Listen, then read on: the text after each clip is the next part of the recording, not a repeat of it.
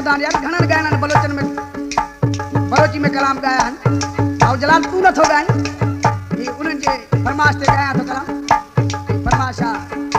और हबीबुल्लाह गिरोही जी सिद्दी खान